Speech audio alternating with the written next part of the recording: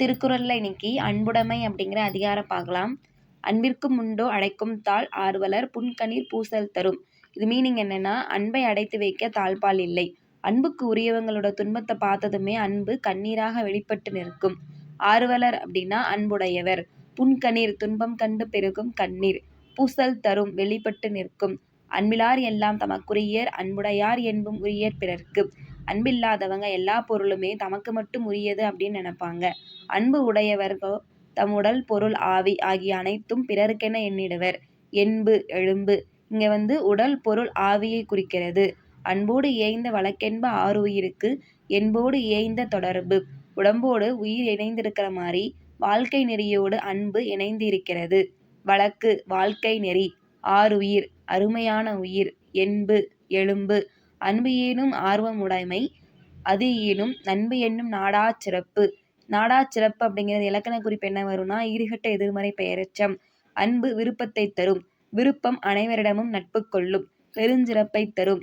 ஈனும் தரும். ஆர்வம் அப்படின்னா விருப்பம், அதாவது வெறுப்பை நீக்கி விருப்பத்தை உண்டாக்கும் என்பது பொருள். நண்பு அப்படின்னா நட்பு. நெக்ஸ்ட், அன்புற்று அமர்ந்த வழக்கென்ப வையகத்து இன்புற்றார் எய்தும் சிறப்பு. அன்போடு பொருந்திய வாழ்க்கை நெறியை கடைபிடித்தவர் உலகத்தில் மகிழ்ச்சி உடையவர் ஆவர். வையகம் உலகம். என்ப அப்படிங்கிறது என்பார்கள் அப்படிங்கிற மீனிங் வந்திருக்கு. அறத்திற்கே அன்பு சார்பு என்ப அறியார் மரத்திற்கும் அஃதே துணை. அன்பு அறத்தை மட்டும் சார்ந்தது என்று கூறுவோர் அறியாதவங்க.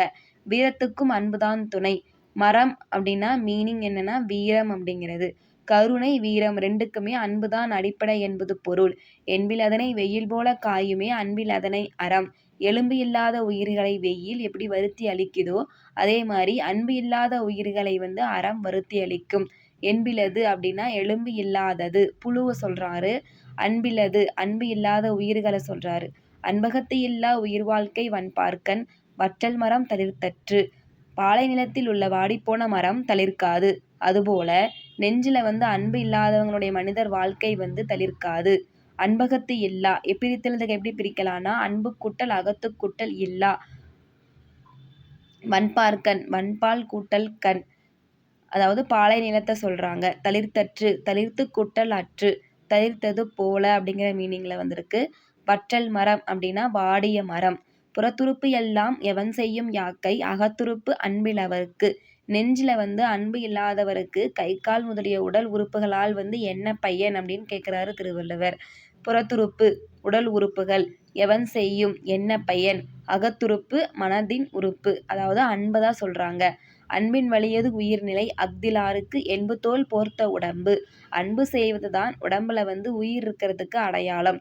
அன்பு இல்லாதவங்க உடம்பு வெறும் தோளால் மூடப்பட்ட எலும்புதான், அங்கு உயிர் இல்லை அப்படின்றாரு திருவள்ளுவர்.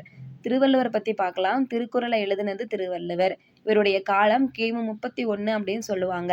இதனை தொடக்கமாக கொண்டே திருவள்ளுவர் ஆண்டும் நம்ம கணக்கிடுறோம். இவருடைய ஊர் பெற்றோர் பற்றிய செய்தி எல்லாம் நமக்கு தெரியாது, அது இன்னும் கிடைக்கல. இவர் சென்னா போதர் தெய்வப்புலவர் நாயனார் அப்படின்னு நிறைய பேர்ல இவரை போற்றுவாங்க. நூல் குறிப்பு. இந்நூல் அறத்துப்பால் பொருட்பால் இன்பத்துப்பால் என முப்பெரும் பிரிவுகளை கொண்டது. இந்நூல் 133 அதிகாரங்கள் உள்ளன. ஒவ்வொரு அதிகாரத்துக்கும் 10 குறட்பாக்கள் வீதம் 1330 குறட்பாக்கள் உள்ளன. இது 14 கீழ்கணக்கு நூல்களில் ஒன்று. இந்நூலை முப்பால் பொதுமறை தமிழ்மறை எனவும் கூறுவர். திருக்குறள் உலக பொதுமறை என போற்றப்படுகிறது. இந்த திருக்குறள்ல நம்ம இப்ப அன்புடைமை அப்படிங்கிற அதிகாரம் பார்த்திருக்கோம்.